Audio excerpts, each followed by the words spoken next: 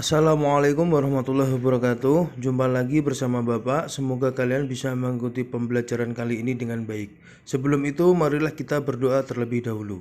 Berdoa mulai.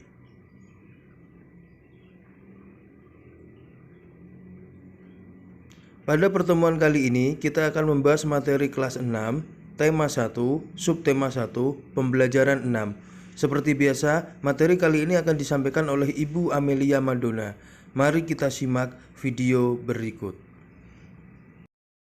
Pena 6A Penerbit Erlangga.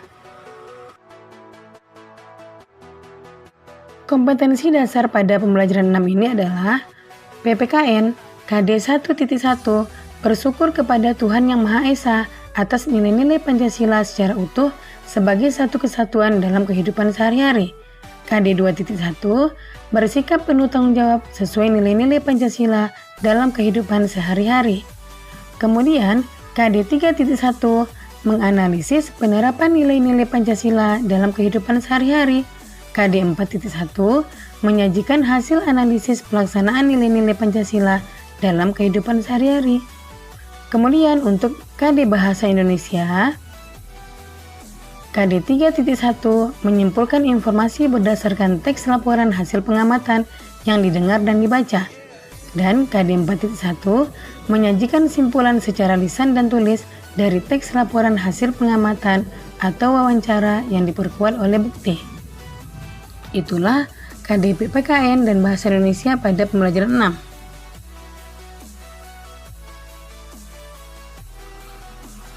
Tumbuhan merupakan sumber kehidupan bagi manusia dan hewan di muka bumi ini. Ada beragam jenis tumbuhan yang dapat memberikan sumber energi dan dapat menjaga kesehatan manusia. Dengan adanya sumber energi dari tumbuhan, kamu dapat melakukan aktivitas setiap hari. Sudahkah kamu membekali tubuh dengan menu sarapan yang sehat tadi pagi? Sarapan sangat penting untuk bekal selama seharian beraktivitas.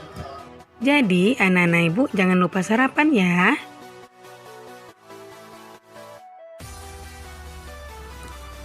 Ide pokok dan simpulan dari teks laporan hasil pengamatan.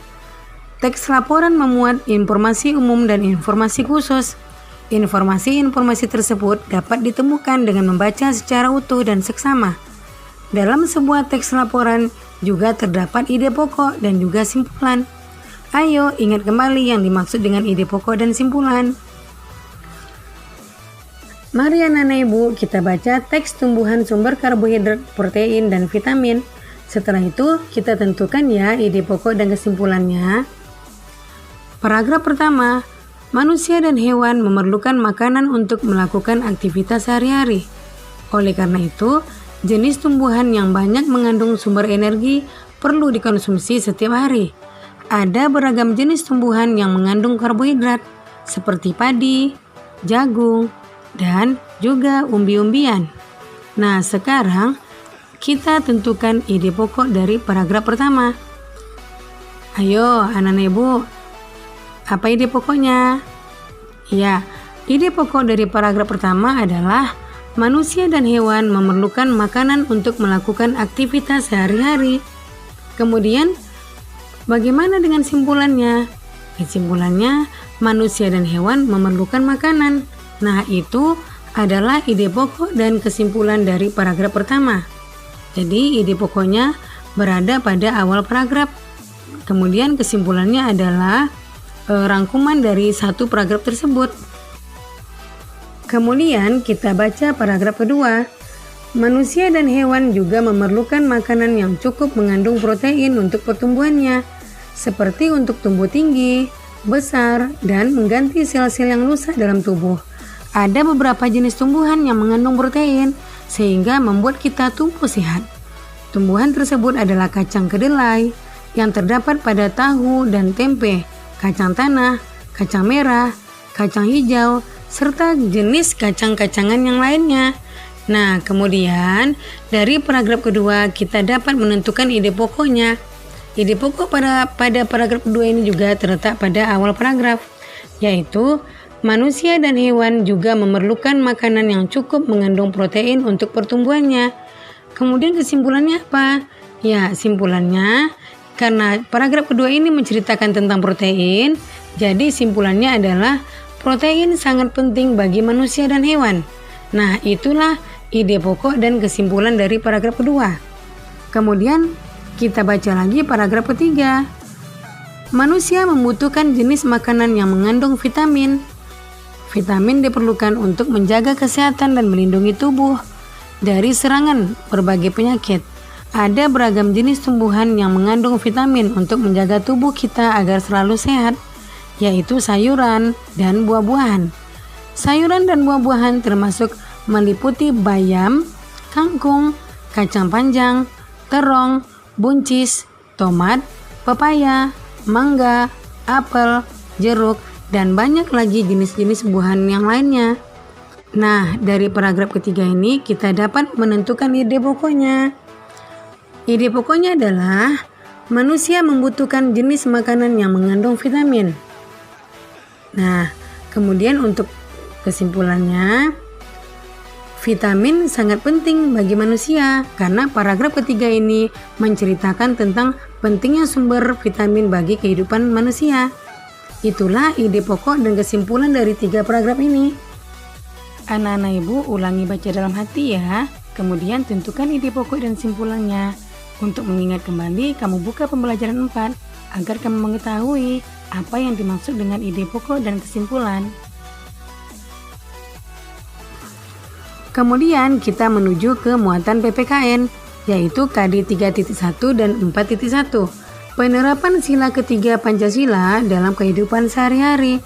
Nah, ini sudah kita pelajari pada pembelajaran 4, yaitu makna sila ketiga. Sila ketiga Pancasila berbunyi Persatuan Indonesia. Kamu telah mengetahui makna dan nilai-nilai yang terkandung di dalam sila ketiga. Masyarakat Indonesia adalah masyarakat yang memiliki keragaman agama, suku bangsa, budaya, sosial, serta ekonomi. Adanya perbedaan tidaklah menjadi sebab perselisihan, tetapi justru menjadi pendorong terciptanya kebersamaan. Kesadaran dalam mewujudkan Indonesia yang bersatu dapat tercapai jika kita menghayati semboyan negara Indonesia, yaitu Bhinneka Tunggal Ika. Salah satu pengamalan sila ketiga Pancasila adalah melakukan kerjasama. Kerjasama adalah pekerjaan yang dilakukan oleh 2 orang atau lebih untuk mencapai tujuan bersama. Kerjasama dapat dilakukan dimanapun, baik itu di rumah, di sekolah, maupun lingkungan masyarakat. Nah, anak-anak ibu, dengan kerjasama, anak-anak ibu dapat menciptakan kerukunan, juga rasa toleransi. Ada banyak manfaat yang diperoleh dari kerjasama. Berikut manfaat dari melakukan kerjasama tersebut. Yang pertama, pekerjaan terasa lebih ringan karena dilakukan bersama-sama. Yang kedua, pekerjaan akan lebih cepat selesai. Yang ketiga, memupuk rasa persatuan dan kesatuan. Yang keempat, memperkuat semangat bekerja sama. Yang kelima, menumbuhkan rasa peduli terhadap sesama. Nah, itulah manfaat yang diperoleh dari kerjasama. Nah, anak-anak ibu, terapkan ya sila ketiga dalam kehidupanmu sehari-hari agar tercipta toleransi dan kerukunan. Demikian video pembelajaran ibu kali ini tentang tema 1, selamatkan makhluk hidup, subtema 1, tumbuhan sahabatku. Semoga bermanfaat. Jangan lupa kamu tekan tombol like, comment, share, and subscribe ya, agar kamu tidak ketinggalan video-video pembelajaran terbaru dari channel Ibu Amelia Madonna berikutnya. Terima kasih. Wabillahi taufiq wal hidayah. Assalamualaikum warahmatullahi wabarakatuh. Nah, dari video tersebut, mari kita jawab beberapa soal berikut. Pertama, tentukan ide pokok dan kesimpulan dari paragraf 1, 2, dan 3 pada teks bacaan tumbuhan sumber karbohidrat, protein, dan vitamin.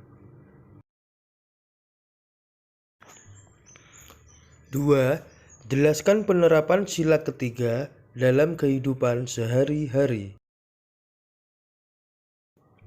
3. Salah satu penerapan sila ketiga adalah kerjasama. Di mana sajakah kerjasama dapat diterapkan? 4. Sebutkan manfaat dari kerjasama. Nah, demikianlah video pembelajaran kita kali ini.